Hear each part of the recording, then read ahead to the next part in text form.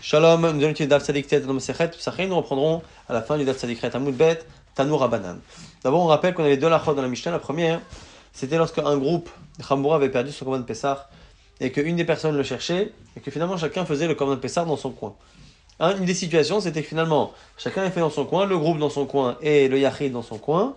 Et on ne sait pas lequel a fait en premier. Quand on sait qui a fait en premier, à la limite, on mange là où c'était fait en premier. Mais si on ne sait pas, c'est là qu'il y a un problème. Et celui qui a missionné, si c'est le groupe qui a dit au Yachid, va chercher pour nous, eh bien le groupe, si on ne sait pas quel korban a été fait en premier, le groupe ne pourra manger d'aucun des deux korbanot, c'est le leur qui sera brûlé.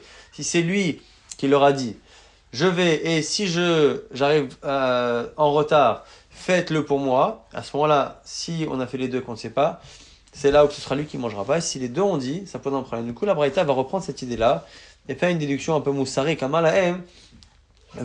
Quand lui les missionne et que eux le missionnent en retour, si on sait lequel a été fait en premier, on mange du premier korban. Mais lo amalaen velo amrulo enan charaim, on avait vu que finalement ils sont pas, ils font ce qu'ils veulent, ils peuvent manger le sien, eux ils peuvent manger le leur, et on avait vu du coup que finalement on était perdant effectivement quand on missionnait la personne. Mikanam chachamim de la chachamim on déduit que yafash shika la chachamim, que pour les chachamim il vaut se taire, car la chomer la tibshim a fortiori pour les idiots.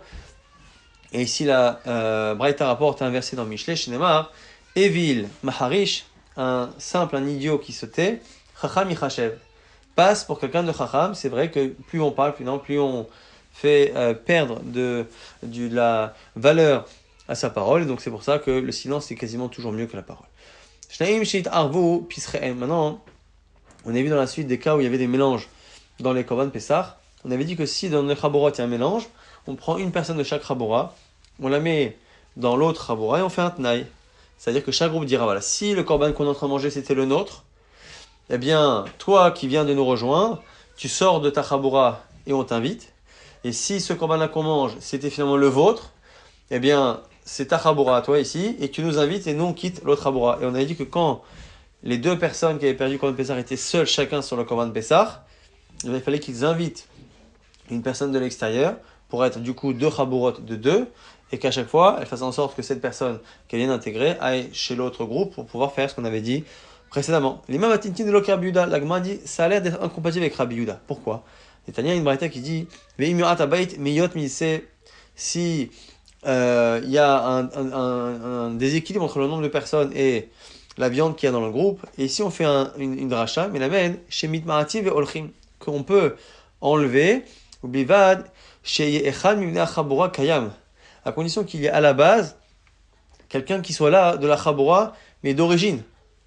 Or, dans notre histoire, ce qu'on fait, c'est qu'on rajoute quelqu'un, mais parmi ceux qui étaient à l'origine, avec une seule personne.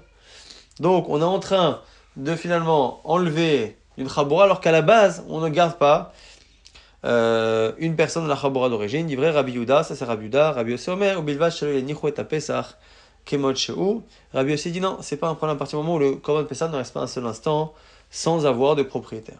En tout cas, la Gemara répond, il dit que ça n'a rien à voir. Rabbi Yochanan, Philo, Tema, Rabbi Yehuda. Ça peut très bien être compatible avec Rabbi Yehuda. Kevan Amar Rabbi Yehuda, ce que Rabbi Yehuda dit par ailleurs.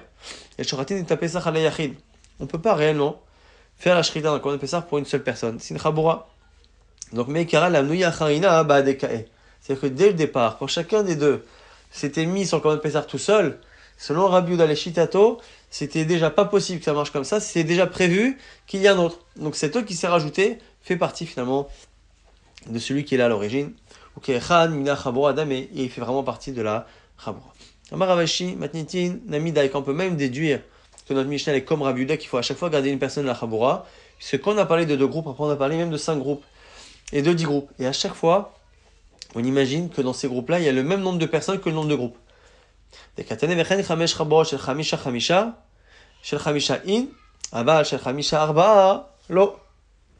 On précise bien que s'il y a 5 groupes, chacun a 5 personnes et non pas 4. C'est bien la preuve que c'est parce qu'en fait il faut qu'à chaque fois une des personnes aille dans un des autres groupes et qu'il en reste une d'origine dedans.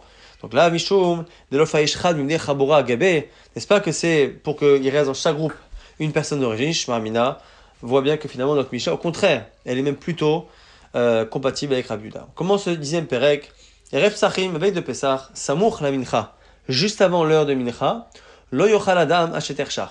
On ne mangera pas jusqu'à la tombée de la nuit. Afilo ani shebe Israël lo yochal ad she'asev. Même un pauvre ne mangera pas la veille de Pessah jusqu'à ce qu'il fasse la mitzvah de s'accouder le soir du Seder. Velo yifratulo marba kosot shel yain. Et ceux qui donnent la tzedaka aux pauvres ne devront pas lui donner moins de 4 verres de vin. On a le mitzvah de boire la arba kosot. Même s'il est pauvre, il doit les boire, donc on lui donnera de quoi faire les arba kosot. Va filo mina tamcho.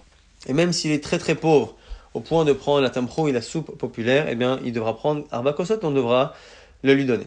Maintenant, la Gemara s'attarde d'abord sur le problème de l'horaire. On a dit qu'on ne doit pas manger la veille de Pessah, samour la mincha. Alors, mincha, c'est ce qu'on appelle à 9h30. Je rappelle que dans la Torah et chez Chachamim, on divise la journée, donc depuis le début, le lever du jour jusqu'à la tombée de la nuit, on divise ça en 12 heures. Et ces 12 heures-là, donc à la fin de la 6e heure, à 6 heures révolues, on est à la moitié de la journée, on est à Chatzot, et à 9 heures révolues, donc on est à Zman qui est Samour la Mincha. Et le Zman de Mincha, c'est 9h30. Donc Samour la Mincha, c'est à 9h. Il m'a dit, pourquoi tu parles de veille de Pessah? Fais-le avec Shabbatot, même la veille de Shabbat. Et Mimtovim et Yom Tov, les autres fêtes. Pourquoi détail c'est marqué dans une braïta? Lo yochal adam avec Shabbatot. Et Mimtovim mina mincha ol mala. On ne mangera pas à partir de l'heure de Mincha, donc la veille de Shabbatot et Yom Tov, qui est Shekanes et Shabbat, pour être justement affamé, en tout cas avoir envie de manger la veille de ces fêtes. Dit vrai Rabuda, ça c'est Rabuda. Et c'est vrai que Rabbi aussi lui n'est pas d'accord. Ochel, lui dit qu'on peut manger jusqu'au bout. Bon. En tout cas, comment comprendre notre Mishnah selon Rabuda? Deux réponses possibles. Amar Ravuna Lotzricha, et là les Rabbi aussi. Tu as raison, notre Mishnah, elle est selon Rabbi aussi pour nous apprendre que finalement, selon Rabbi aussi qui dit que Shabbat et Yom Tov on peut, ici, Pessah c'est spécial.